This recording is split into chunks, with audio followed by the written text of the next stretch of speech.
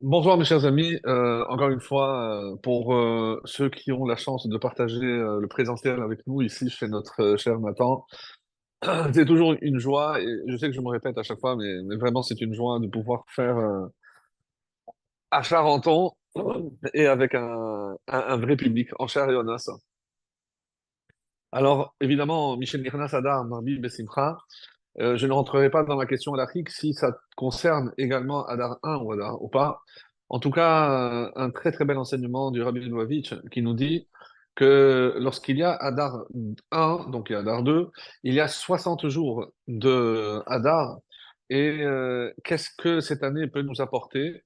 Vu qu'il y a 60 jours de joie, ça peut annuler toutes les tristesses. Comme un interdit où il faut 60 fois le volume.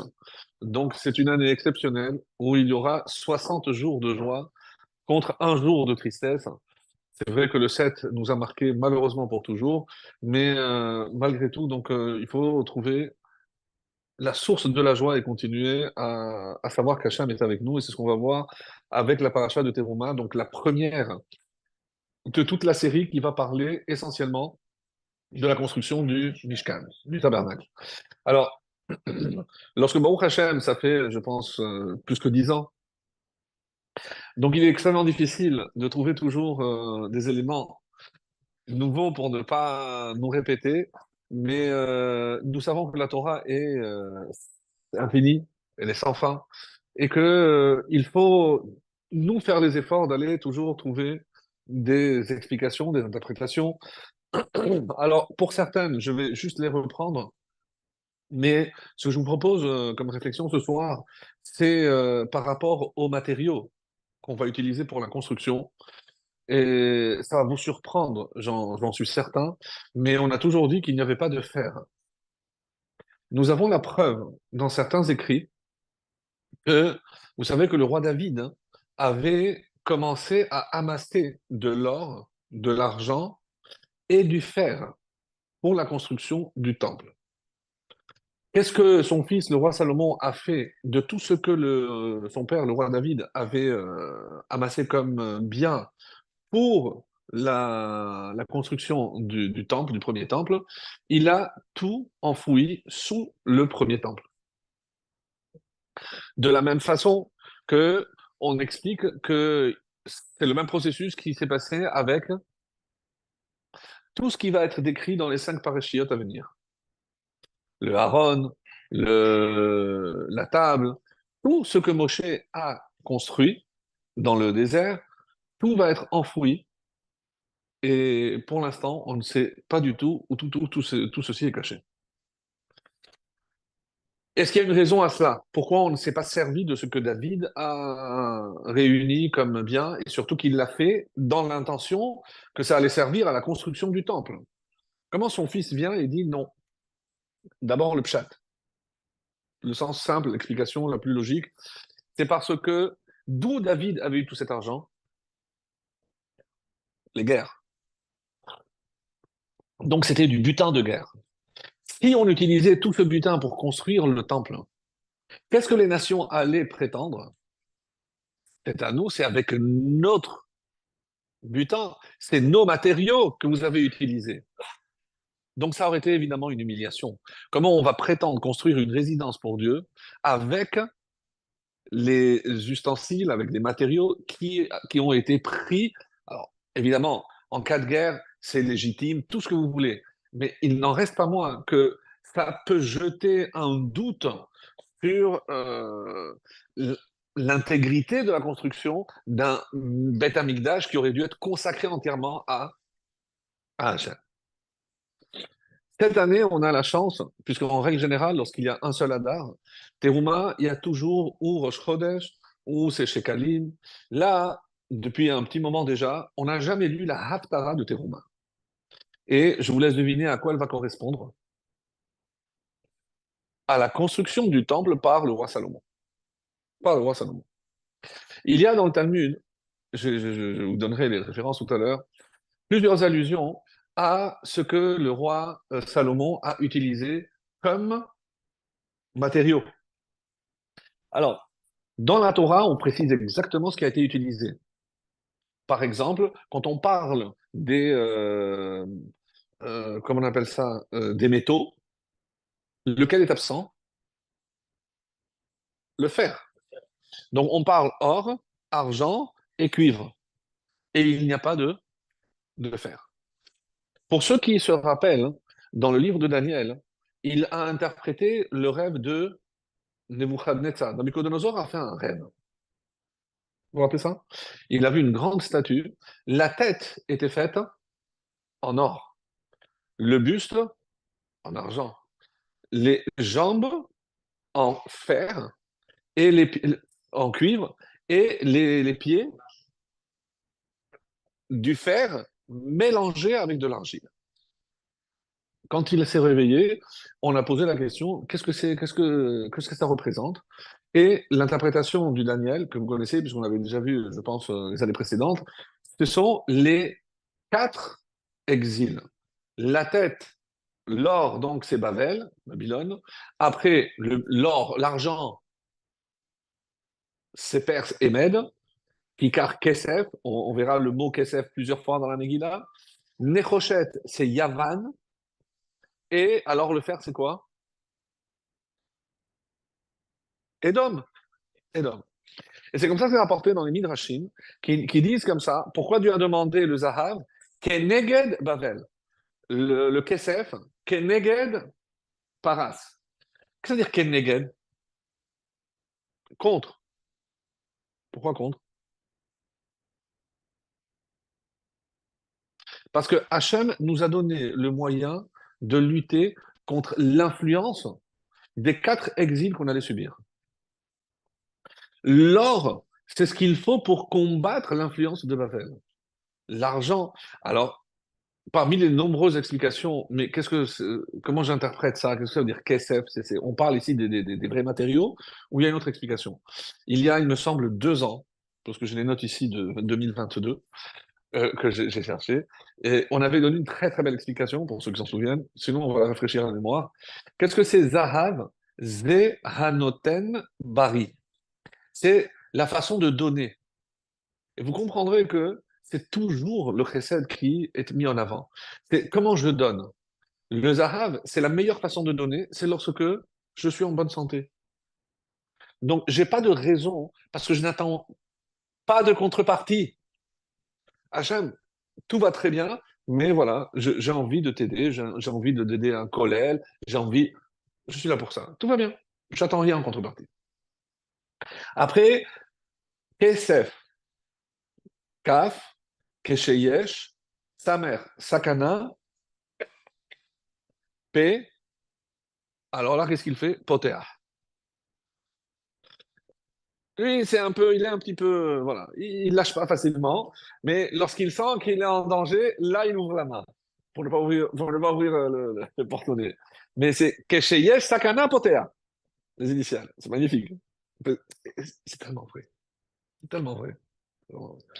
Et enfin, donc le dernier, c'est Nechoshet.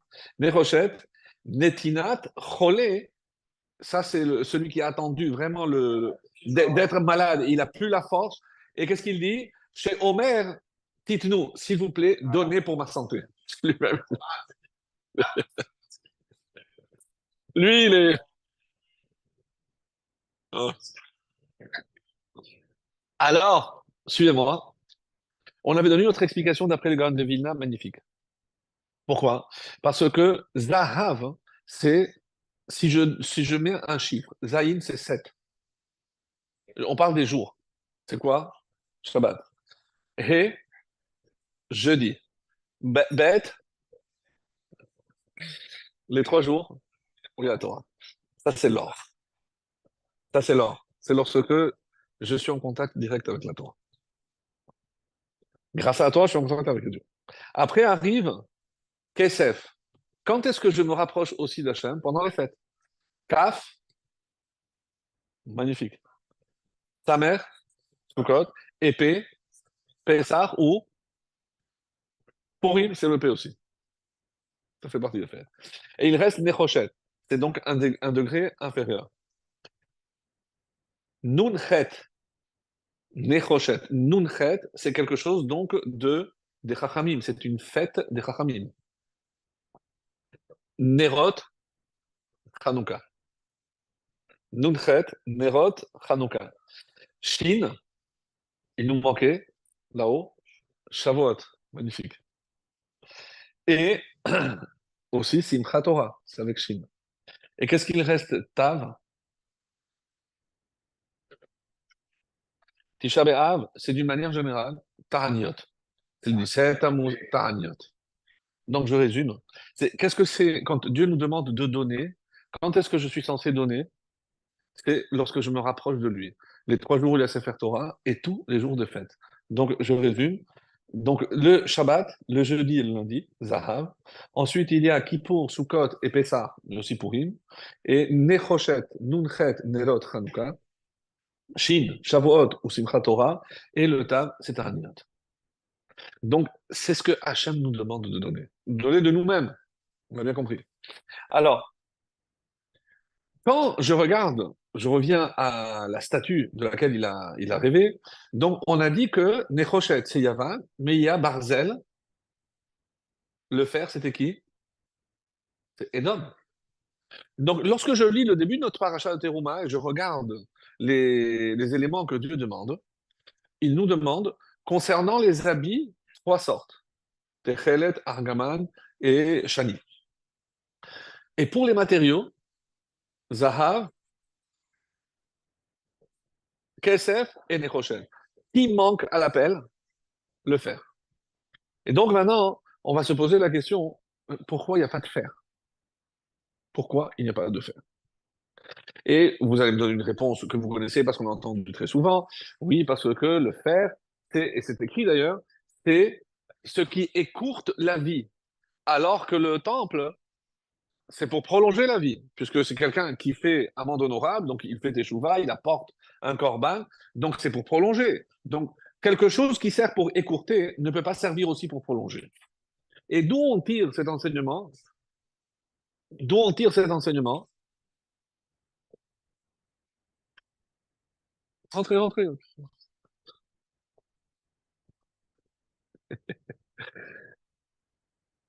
Je connais pas cette marque. J'ai vu une aussi, hein. Ah, moi aussi, j'ai une.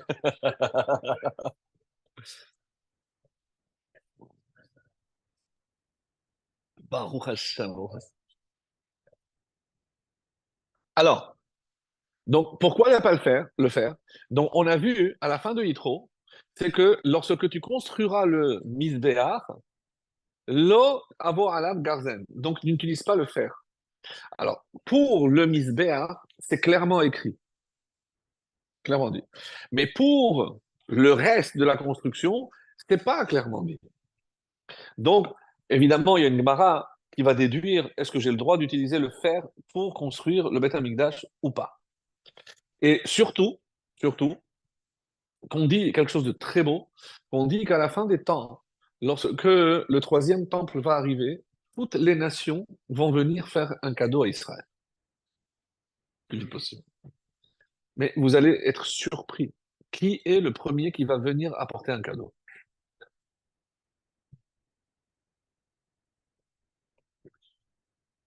Pour moi, ça a un scoop, hein, c'est vraiment. Mitraïm, l'Égypte. Et il va venir avec un cadeau. Ah, on dit, dis-moi, ça va pas. Qu'est-ce qu'Hachem il dira? Il vous a accueilli quand vous étiez pendant 210 ans chez eux. Ils ne se sont pas bien comportés, mais ils vous ont accueilli. Donc vous acceptez son cadeau. Après, il y aura Babel, il y aura toutes les nations. Et qui attend du côté?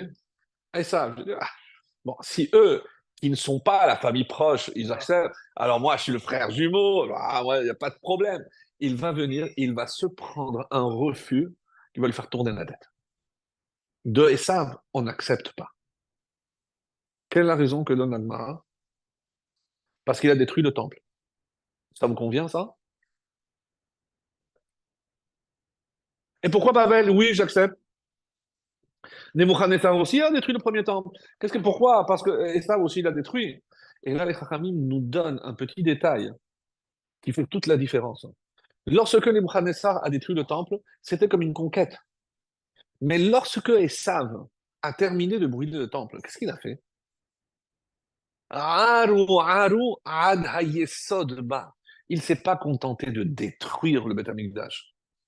Il a labouré, il a mis du sel, il est allé jusqu'à la racine, ad hayesod, jusqu'à jusqu'à la base, jusqu'à les fondations. Et c'est pour ça que Esav n'aura pas le droit de donner un cadeau. De Esav, on n'accepte pas le cadeau.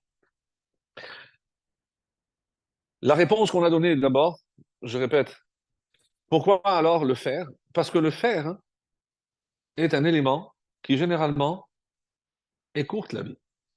Il y a, vous savez, dans la Gemara, surtout dans le Midrash, on demande comment Caïn a tué Hevel. Vous savez? Alors, je t'écoute.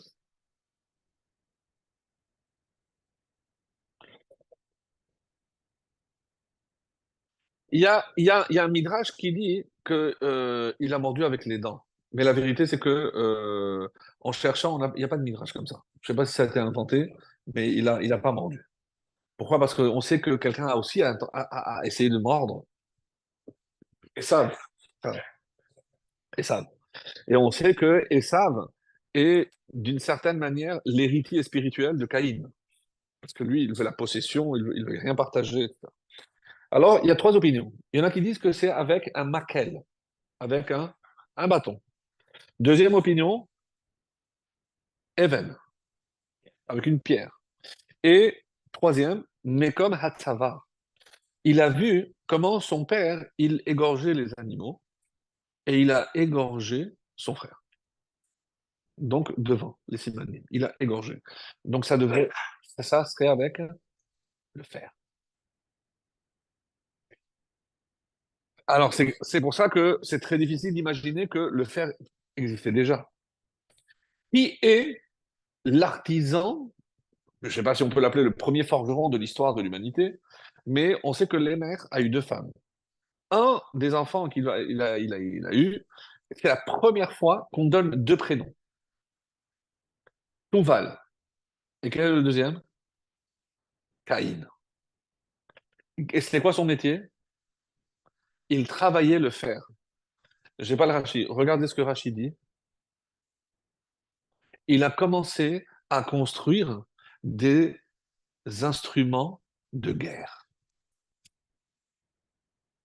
Tuval Caïn est le premier, je ne sais pas s'il a créé la première armurerie, je ne sais pas, mais c'est la première fois, et c'est pour ça que Tafas Beomanuto Shel Caïn, il a hérité, et c'est pour ça qu'il y a Caïn dans son nom, de ce que Caïn a fait, c'est pour ça que cet avis qui pense qu'il a égorgé, est-ce qu'il a affûté une pierre, est-ce que...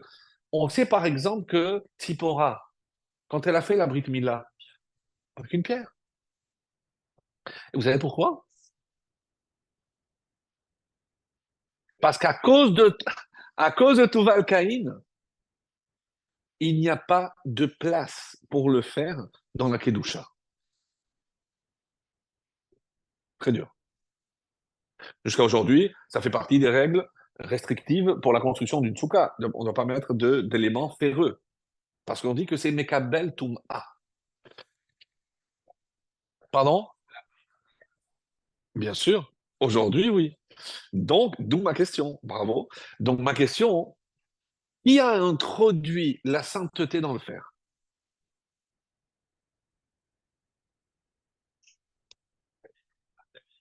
Excellent. C'est David. Le roi David, comment il ne savait pas qu'il ne fallait pas mettre du fer. Et quand on lit dans Divrei Hayamim, je n'ai pas noté la référence, dans Divrei Hayamim, on parle de tout ce que le roi David avait mis de côté pour la construction du temple. Ah, il avait de l'or, il y avait... Et il dit aussi qu'il y avait du barzel. Je ne sais pas combien Shishim, Kikarim, barzel. Pour le temple? Oui.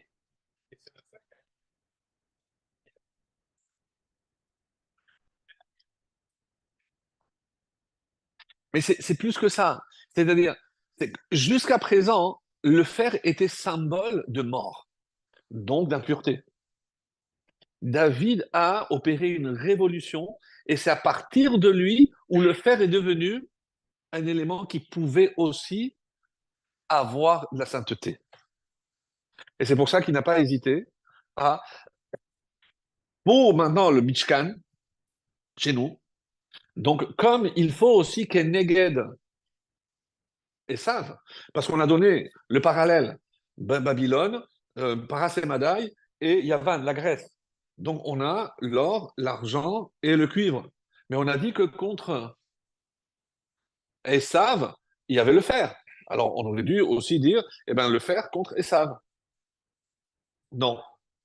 Et vous savez ce qu'il a dit, pourquoi? Parce que Esav va détruire le temple avec le fer. Donc comme il va détruire le temple avec le fer, un élément de destruction ne peut pas devenir aussi un élément de construction. Compris? Malgré tout ce qu'on a dit par rapport à David Ameller. Maintenant, une autre explication aussi très belle qui est due à Rabbi Yonatan Epeshut. Rabbi Yonatan Epeshut se dit comment David a amassé aussi du fer. Et si déjà, pourquoi son fils n'a pas utilisé? Une explication, on l'a donnée, c'est pour ne pas qu'on dise, les nations vont dire, ouais, vous avez construit votre temple avec notre butin, c'est nos biens à nous, ça nous appartient. Une autre explication.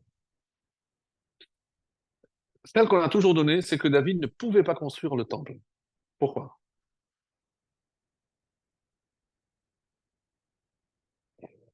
Il avait, enlevez la fin, il avait du sang dans les mains. Nous, on a toujours cru qu'il s'agissait de la guerre. Mais comme je le disais en off, mais avant d'aller faire une guerre, vous croyez que c'était lui qui prenait la décision? Il regardait le Urim et Tumim. S'il y avait l'accord divin, il allait. Alors, on ne peut pas me reprocher de faire ce que je suis censé faire. Et me reprocher à tel point qu'on va me priver de construire alors que moi, j'ai déjà amassé tous les matériaux nécessaires pour sa construction. Alors, Rabbi Yonatan et Peshout, mais oui, depuis Aaron, il existe. Il l'avait, bien sûr qu'il l'avait. Non, c'était des pierres précieuses. Non, c'est un tissu, un tissu. Il propose deux réponses. Écoutez bien. La première, celle que moi je préfère, c'est que, après vous choisissez, hein. La première, elle est très belle, c'est que, pourquoi c'est pas Moshe qui a fait rentrer le peuple juif en Israël? Il a tapé la pierre. Ça c'est pour le Talmud Torah. Il faut une raison aussi pour les enfants. Entre nous, entre adultes. Si Moshe était entré, c'était lui le Mashiach. C'est lui le Mashiach. Et il aurait construit, lui, le Beth Amikdash. Et il aurait été indestructible. Si, comme tu dis, c'était pas le moment, mais par rapport à quoi? Parce que le peuple juif n'était pas prêt à atteindre un tel niveau. Donc c'est évident qu'ils auraient fauté. Et si Hachem n'aurait pas pu détruire le temple construit par Moshe ou exiler le peuple, parce que ce que Moshe fait, c'est indestructible, qui aurait dû périr? Phrase de Shalom, le peuple. Moshe, il a dit, c'est pour ça, moi je me suis sacrifié pour vous. Ouais. Moshe, et c'est pour ça qu'à la fin de la Torah, il dit, quand il va parler je me suis sacrifié, la reine, pour vous. Alors on dit, bon, parce que, non, Pshuto Kemashmao, c'est exactement ce que ça veut dire. Autrement dit, si moi j'étais entré, le risque que vous puissiez être puni directement était trop important. J'ai dit à Hachem, c'est pas grave, je reste dehors. J'attendrai mon tour.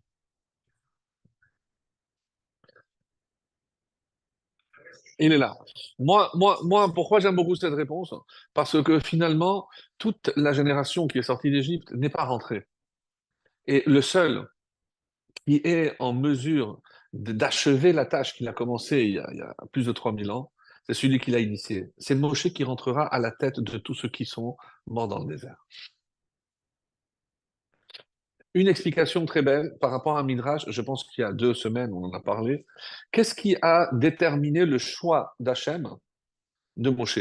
Qu'est-ce qu'il a dit? Moi, je te veux toi. L'humilité? C'est marqué ça?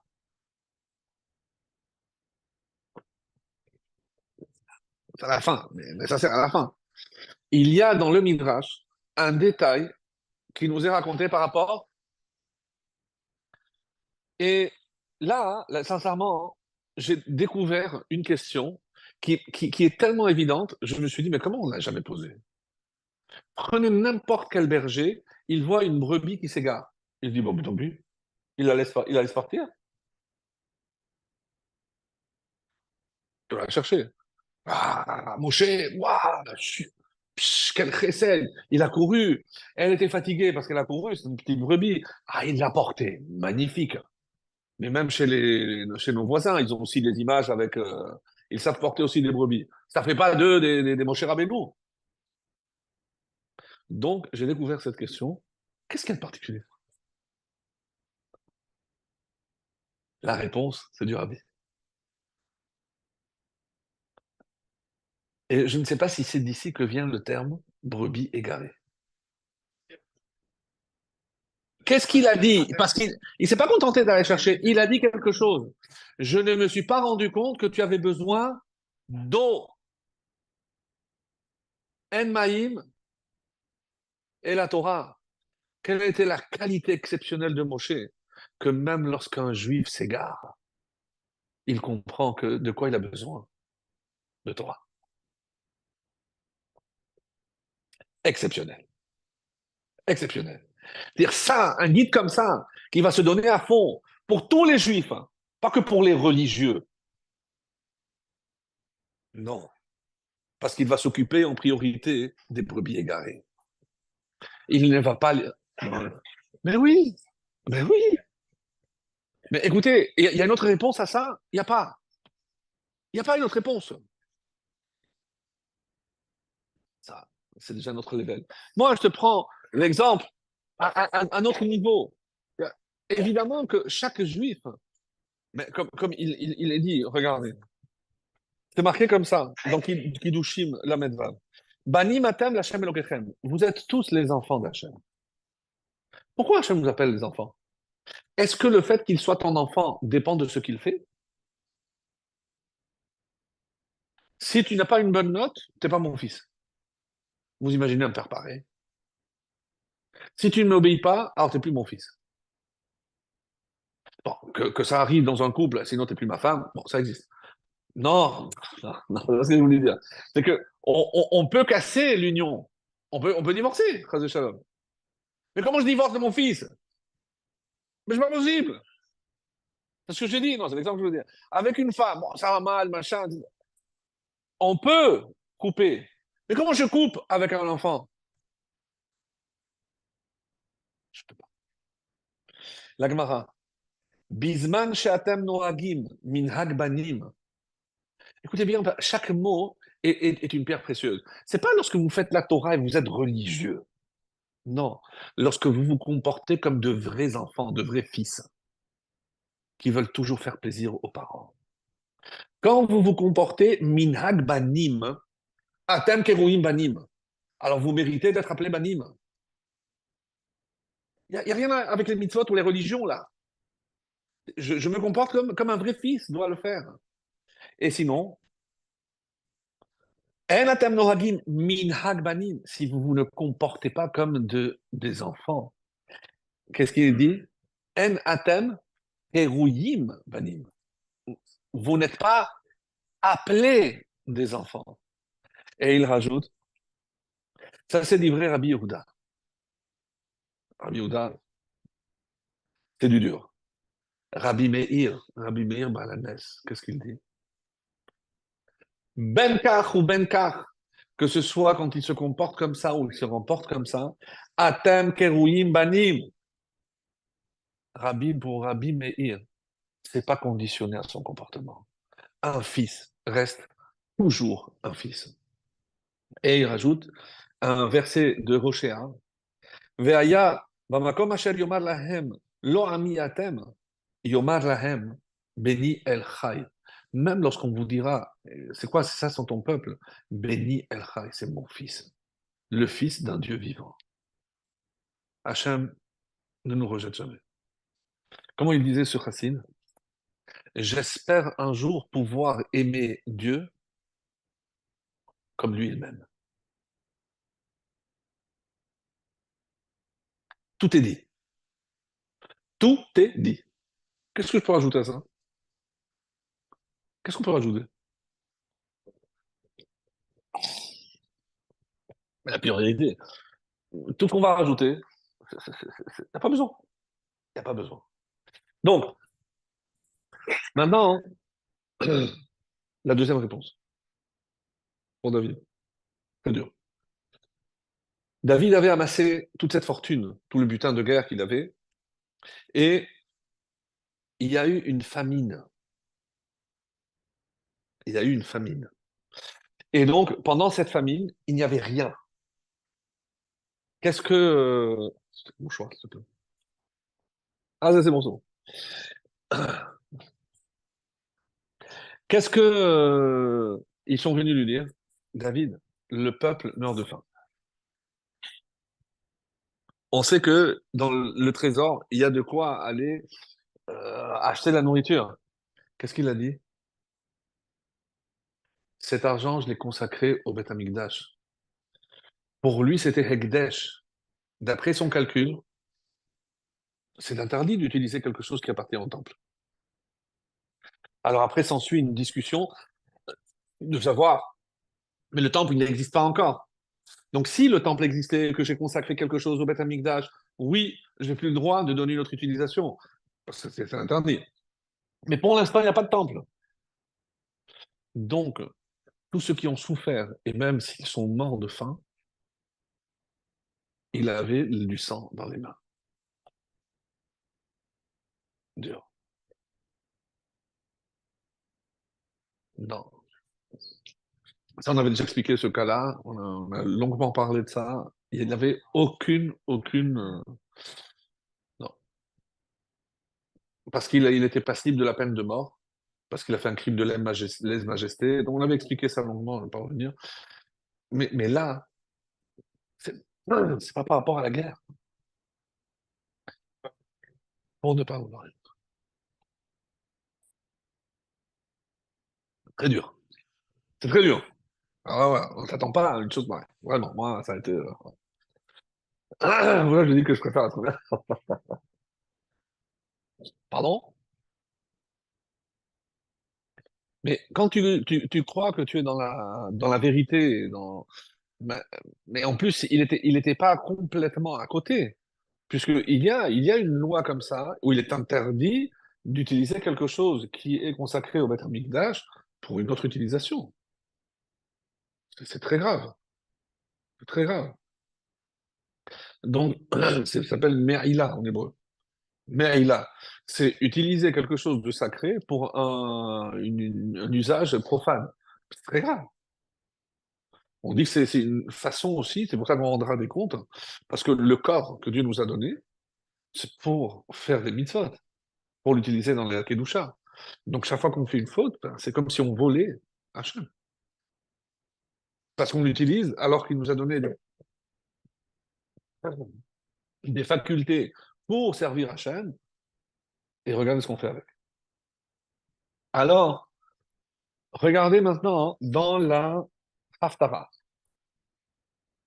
qui, comme je disais, d'une manière exceptionnelle, puisque généralement, quand il n'y a que Canada, Vachem Natan Chochma li Shlomo. Comme Dieu lui avait dit, combien de personnes ont participé à la construction du deuxième temple, du premier temple? Avant de le lire, dites-moi un chiffre. Des centaines. Parce qu'il fallait faire quoi? Mais vous avez vu déjà les vestiges. Vous imaginez les pierres? Il fallait d'abord les tailler et les apporter jusque là-bas. Ouais. Alors, combien il y avait de porteurs et combien il y avait de tailleurs? Je lis le verset. Il les a envoyés Levanona, au Liban. עשרת אלפים בחודש חליפות, חודש יהיו בלבנון, שניים חודשים בביתו, ואני מנמס. ויהי לשלמה, שלמה avait 70,000 Nosé Sabal. 70 000 porteurs. Vous voyez un peu l'ampleur? 70 000 porteurs. Ushmonim Elef Chotsev Bahar. Et il y avait 80 000 tailleurs qui taillaient Bahar, la pierre dans la montagne. Et là se pose la question. C'est la Gemara qui pose la question. Avec quoi ils ont taillé les pierres?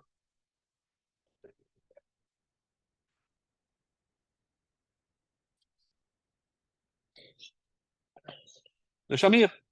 Le Shamir. Tout le monde est d'accord? Alors il y a une opinion de Rabbi Berachia qui dit non. Où est-ce que je n'ai pas le droit d'introduire le fer? Dans l'espace du temple. Mais à l'extérieur, il n'y a aucun problème. Quand on parle du Shamir, on dit que s'il traversait, il pouvait couper une montagne en deux. Est-ce que c'était un verre? Il y a des gemarotes très très étonnantes, puisqu'on dit comment ils ont récupéré le Shamir. Qui c'est qui le gardait? T'as vu ça?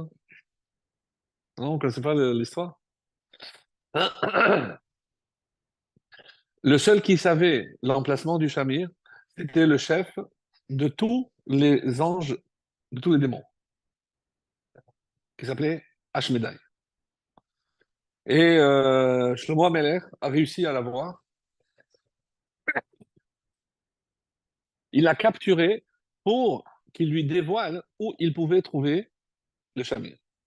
Et c'est comme ça qu'il lui a dit que le Shamir était gardé par qui? Alors, il était gardé par qui? Savez ou pas? Non. C'est quoi? Il faut que je le retrouve. Non. Tati, tata. Je jure que je l'avais noté. Il faut juste me dire.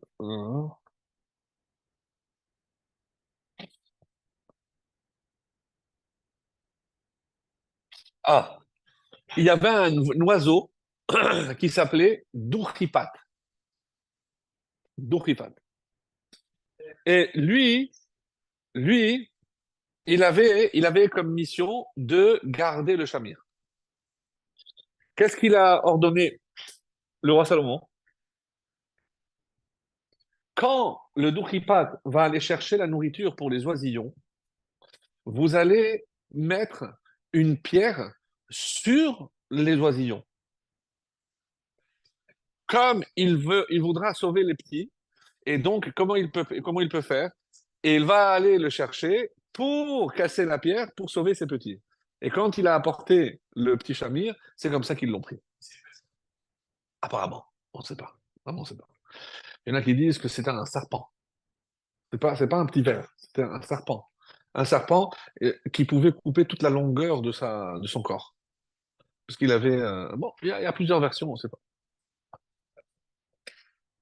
Non, 70 000 porteurs. Mais parce qu'il y a 80 000 tailleurs. Mais combien de pierres il faut pour construire le Beth Amikdash? Ah, donc, si il y a le Shamir, raison de plus, dit Rabbi Bachia, alors pourquoi j'ai besoin du Shamir? Pourquoi j'ai besoin de 80 000? Je le laisse faire, je mets des petites entailles, je l'envoie, et c'est tout, il n'y a pas besoin de 80 000. Ça, c'est une preuve à l'appui de Rabbi Bachia qui dit qu'à l'extérieur, il n'y a pas besoin. À l'intérieur, s'il fallait faire des réajustements, etc., on utilisait le Shamir.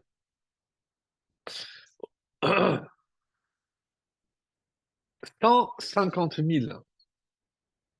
Faites, combien a duré le premier temple? 410. Si je fais la division, égalée à mon code. 150 000, parce qu'il y a 70 000 et 80 000. Donc il y a 150 000 employés. 150 000 divisé par 410. 365. Qu'est-ce que ça veut dire? Il a pris un employé par jour. Un employé par jour, pendant 410 ans, ça donne 150 000.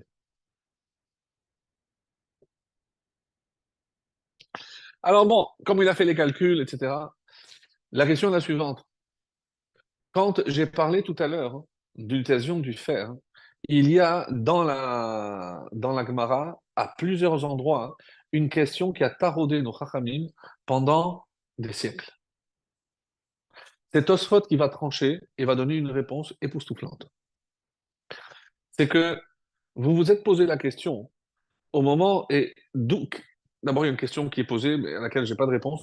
D'où venaient ces 70 000 et 80 000, ces 150 000 ouvriers, ils sont quoi? C'est pas des juifs. On dit qu'il les a convertis, mais on a un problème. Pourquoi?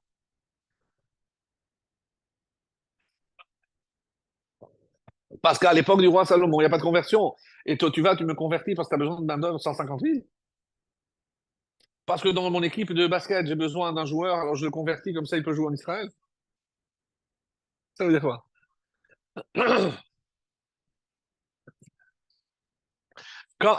Pourquoi on ne peut pas? C'est comme le Mashiach. Le Mashiach, il n'y aura pas de conversion. On avait expliqué ça. Le Mashiach, bah, c'est trop facile. Lorsque tout va bien, évidemment que tout le monde doit être juif. Surtout lorsqu'on verra que ça fait 3500 ans qu'on avait raison. Bon, on a tenu, on a patienté parce qu'on est très patient. Et voilà, chacun va payer pour ses erreurs. Il faut juste être au bon moment, au bon endroit. Bezrat Hashem, ce qu'on nous souhaite. Donc, le roi Salomon craignait quelque chose. Sur d'une manière qui surmontait la construction du temple, il y avait une petite tourelle. Et au bout de la tourelle, qu'est-ce qu'il a mis? On appelle ça les pics des corbeaux. Kalia de Arva. Pourquoi? Pour éviter qu'il y ait des corbeaux qui se posent dessus. Donc, on a mis des pics. Mais vous avez vu ce processus, jusqu'à aujourd'hui, on utilise la même chose. Donc, ça fait 2000 ans, c'est la même chose. Pour les pigeons, on met des pics. Mais c'est la même chose, c'est le plus efficace. C'est le plus efficace. Mais ils étaient quoi, en quoi ces pics-là? En fer. On a dit qu'il n'y a pas de fer. On a dit que non seulement on n'utilise pas, c'est marqué c'est d'en fer.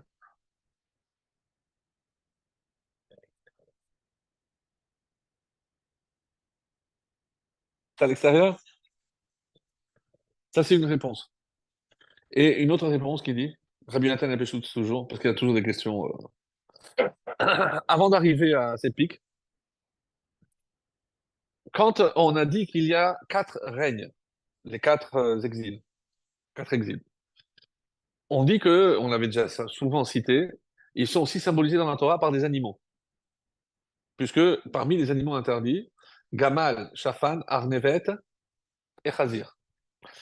Le Gamal, c'est Bavel, Shafan, Parasemadaï, Arnevet, c'était aussi le nom de la reine Talmaï, de la femme de Talmaï. Arnevet, lièvre ou il y en a qui disent que c'est le lapin, l'autre c'est la lièvre. Bon, pour la traduction, c'est pas encore très clair. Et le quatrième, Khazir. Dans la paracha de Réé, il y a trois qui sont cités ensemble et le Khazir, il est à part. Pourquoi?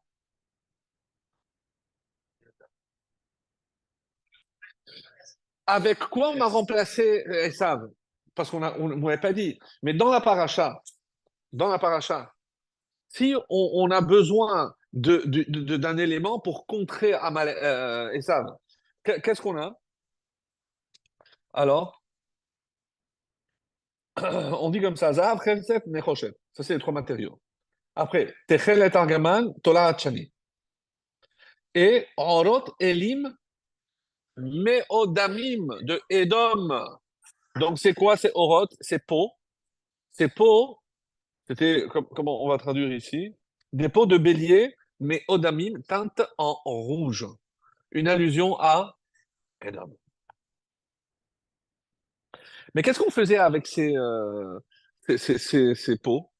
Elles étaient où dans le Mishkan? Par dehors. Par dehors. Et Rabbi Yonatan Abshous donne un détail magnifique. Il dit, qu'est-ce qui rend le gamal, le chameau, le lièvre et le lapin, pourquoi ils sont interdits? Ils sont ruminants, mais ils n'ont pas ça entendu. Donc, ruminant, il y a un signe intérieur et un signe extérieur. Donc, Ces trois ont un signe intérieur. Donc vous pouvez rentrer à l'intérieur. L'or, l'argent et le cuivre. Edom, on dit que c'est le cochon. Le cochon, il te dit, regarde, de l'extérieur, je suis cachère, que de l'extérieur. Donc on va te symboliser par une peau qu'on mettra à l'extérieur. Jusqu'où ça va? C'est dans la finesse, c'est incroyable. Comment les France de monde, oui, c'est incroyable. Alors, maintenant on nous dit, par rapport, je reviens au pic. Et moi je veux, après tout ce qu'on a dit, qu'on retienne quand même que si David avait construit le Beth Amikdash, il n'aurait pas été détruit. Tout ce que David aussi, tout ce que David aurait fait aurait été indestructible. Maintenant, on arrive à une Gemara qui dit pourquoi on a interdit le fer à l'intérieur. Et vous allez écouter par rapport aux 80 000, il y a une opinion qui dit, et c'est pour la réponse, la question de Netanel, il a dit mais si on a le chamir, on n'a pas besoin. La réponse est très très douloureuse. C'est qu'en même temps qu'il a construit le temple, qu'est-ce qu'il a construit? Son palais.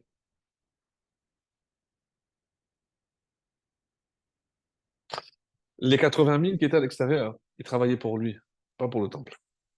Parce que si, d'après ceux qui disent qu'il y avait le Shamir, j'ai pas besoin de 80 000 personnes. Donc, comment tu as inauguré ta maison en même temps que celle d'Hachem? Au début, il a mis le fer parce qu'il avait le droit de mettre le fer. Mais lorsqu'il a agi de la sorte, il a compris quoi? Il y a une allusion dans le verset dans du vrai Yamim, qu'il a compris que le temple allait être détruit. Et alors, quel est le lien si le temple va être détruit avec le fer? Pourquoi on n'a pas mis le fer? Parce qu'il symbolise Esav. Et Esav va détruire le temple. Pourquoi... Vous allez trouver la réponse, parce qu'elle est magnifique. Et pourquoi David, lui, il a mis du fer? Parce que lui, il savait. Mais il savait que si lui construisait le temple, il n'allait pas être détruit. Donc, j'ai pas à craindre que le fer va être l'élément destructeur, parce qu'il va pas être détruit. Shlomo Ameler, au début, quand il a construit le Beth Amikdash, il a mis les pics parce qu'il était convaincu il n'allait pas être détruit. Quand il a, par son comportement, on a dit qu'il a épousé aussi la fille de Pharaon, le jour de l'inauguration, c'est tout ce que tu as trouvé. Alors que c'est Me'arvevim Simcha Besimcha, c'est très compliqué là-bas. Il y a tout un, dans Moed Katan là-bas, pourquoi on ne se marie pas à Chol Hamoed? L'agma, vous savez, Vesamarta Bechagecha Velo Beishtecha. Elle est exceptionnelle. Elle est exceptionnelle. Mais ils ne prennent pas de fil ni de détour.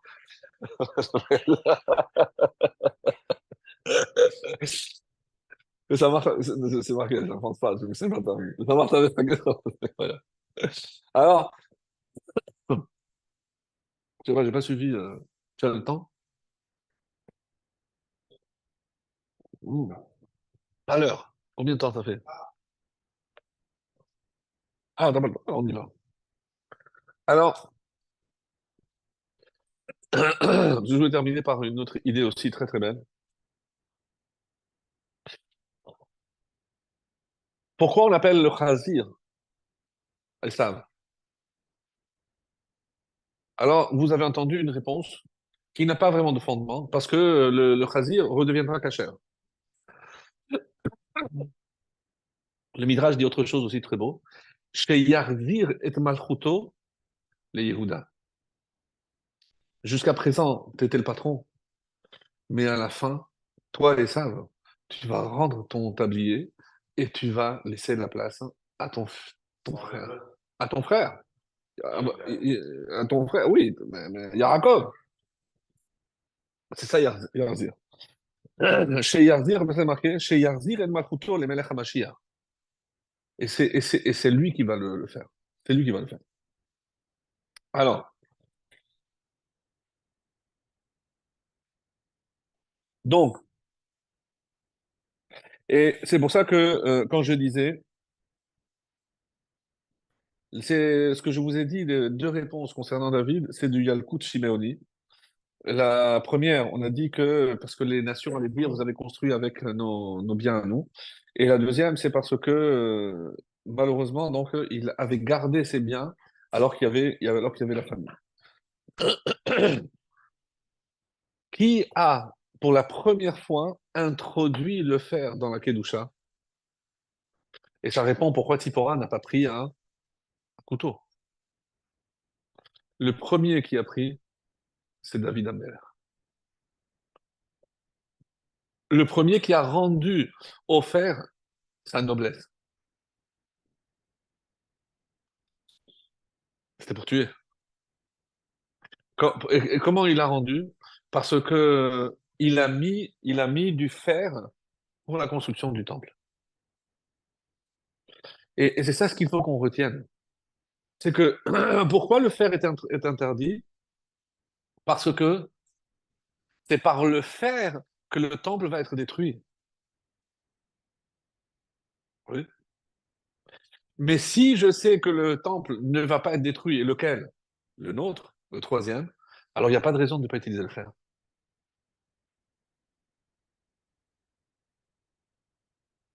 Bien qu'il soit dit que le troisième, c'est Hachem qui va le faire, etc. Mais il n'y a plus de problème de fer, parce qu'il n'y aura plus d'ustensiles de guerre. Il n'y aura plus d'armes. Désarmement total de l'humanité. Il n'y aura plus besoin. Si le loup et la chèvre vont paître ensemble, vous pensez bien que les hommes, j'espère qu'ils prendront la leçon pour ne pas s'entretuer. J'espère en tout cas que ce sera le cas, quoi. Ouais, ouais.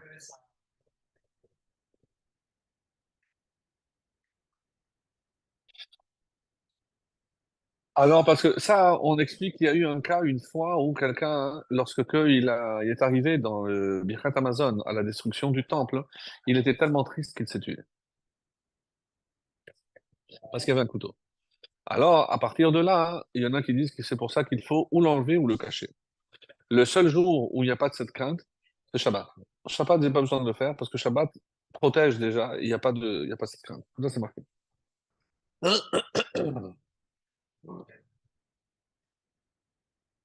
Bien sûr, bien sûr. Mais il était Edomi, lui aussi, il était rouquin, oui, je rappelle. Oui, oui, bien sûr. Exactement. Bon, alors, je pense que ça, c'est tout ce que je voulais dire. Et maintenant, on va entamer la conclusion. Puisqu'on n'a pas parlé, et ça sera notre conclusion des Hachem, on dit que la Torah, elle commence par lequel des ustensiles? La Torah, dans la paracha. Oui. C'est quoi le premier des ustensiles? Ustensiles, des kelim. Ve'asu Aaron ateshitim. Donc le premier ustensile que la Torah nous demande de construire, c'est le, le Aaron, avec du bois, mais il y a aussi de l'or. Donc, pour ceux qui ont déjà vu les illustrations, il y a une boîte en or, une boîte plus petite qui s'encastre en bois, et à l'intérieur encore une en or. Pour dire que Toho Kevaro.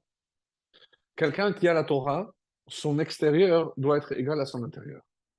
Il connaît sa valeur, il faut que cette valeur aussi soit vue à l'extérieur. Ça, c'est un Talmid Chacham. La boîte. Ensuite, il y avait par-dessus le couvercle. En français, ils appellent ça propitiatoire. Parce qu'ils disent de caporette, de capara. De capara, de caporette. Et Troisième élément, les kéroubims.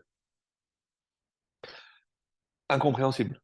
Parce que Dieu qui nous demande de ne pas faire de forme, et comme vous le savez, lorsqu'ils vont faire le Egel Hazarav, c'est parce que les kérouvim s'interchangeaient dans la vision de Yecheskel et autres avec un taureau.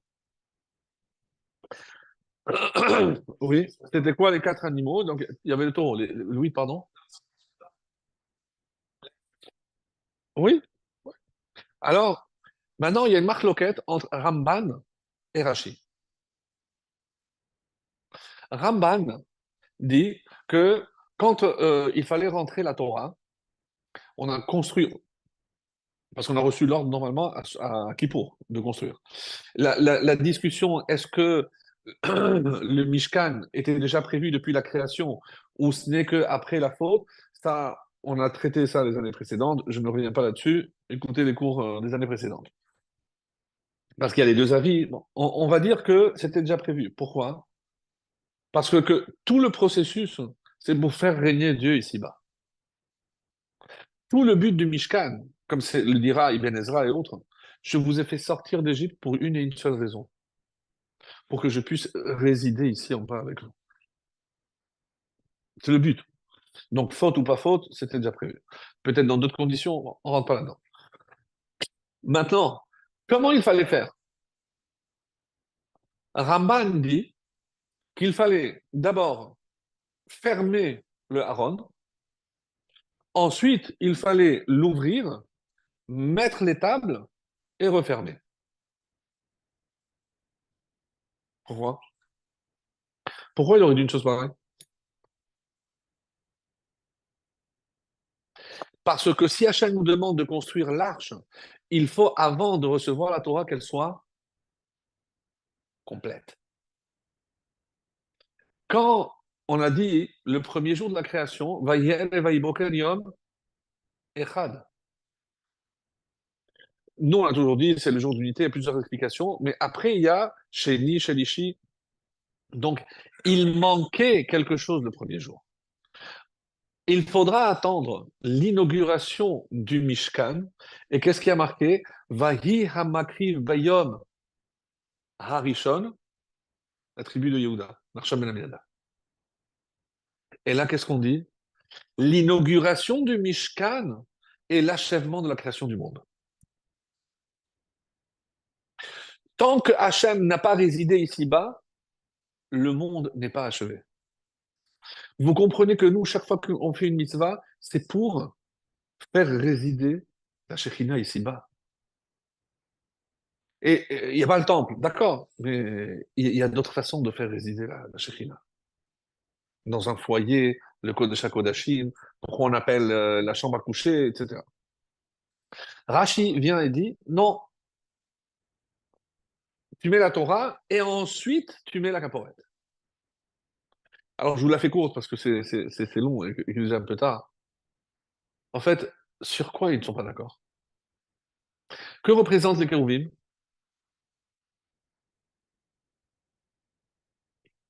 L'unité. Quel visage?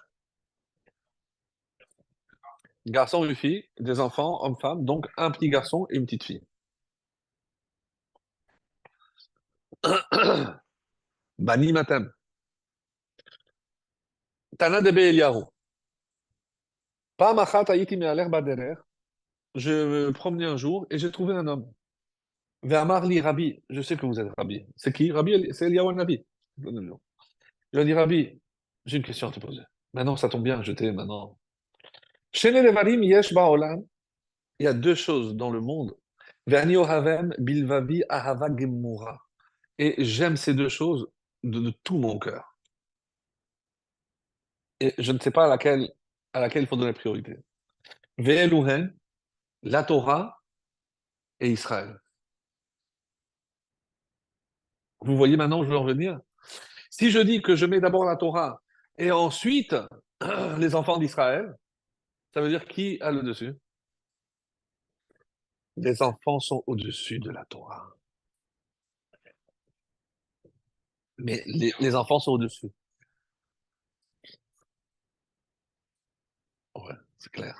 Bishvil Reshit, pour Israël et pour la Torah. Mais là, on a ce. Alors, il écoute. Aval eni yoda eze mehem kodem. Mais je ne sais pas, il lui dit à Eliyahu Hanavi, mais je ne sais pas lequel avant. Il lui dit, Amartilo, Eliyahu Hanavi qui répond. Je lui ai dit, Darkan shel bene Adam, si tu vas demander à n'importe quel autre homme, qu'est-ce qu'ils vont te dire? HaTorah kadma. La Torah, elle vient avant. Mais moi, tu me demandes, d'ailleurs, qu'est-ce qui a marqué? Hachem kanani reshi darko. Avalani omer. Moi, Eliyahu Hanavi, qu'est-ce que je dis? Israël. Israël kadmo sheneemar, kodesh Israël Hachem reshit evuato. C'est Israël qui est au-dessus. Israël est plus important. Voilà, que ce soit clair. Que ce soit clair. Le peuple est plus important. Et toute la discussion finalement entre Rashi et Ramban, c'est ça. Qu'est-ce qui est plus important? La Torah ou les hommes? Ça, c'est la discussion. Et ils n'ont pas tranché. En tout cas, Eliyahu Hanavi, lui, il l'a fait pour nous. Il l'a fait pour nous. Si on a cette union entre nous, si véritablement on a compris que de tout ce qu'on a retenu, je ne sais pas pour ceux qui ont été à Tzfat, sur la tombe du Harizal, qu'est-ce qui a marqué? La tfila qu'il a rédigée et qui se trouve avant de commencer la tfila. Hareni mekabel alay mitzvat ve'ahavta lerecha kamocha. Tout ce qu'on aurait pu dire sur le Harizal, et ils étaient inspirés parce qu'il fallait écrire quelque chose sur son épitaphe. Qu'est-ce qu'il nous a légué? L'amour d'Israël. Parce que si tu n'accomplis pas l'amour d'Israël, tu ne peux pas prier. Tu ne peux pas prier. Comment tu vas te présenter devant moi, dit Hachem, si tu as des ennemis et tu n'aimes pas les Juifs? Tu ne peux pas te présenter devant moi. Donc pour que Hachem réside à nouveau et qu'il ait envie que le troisième Beth Amikdash soit le plus vite reconstruit, donc il faut augmenter Bezrat Hachem notre amour. Et comme Eliyahu Hanavi nous l'a indiqué, Israël même avant la Torah. Et qu'avec quel avantage? Que s'il y a un Israël sans Torah, c'est un Israël toujours. Et donc je dois l'aider. Qu'Hachem nous donne ce grand mérite Bezrat Hachem.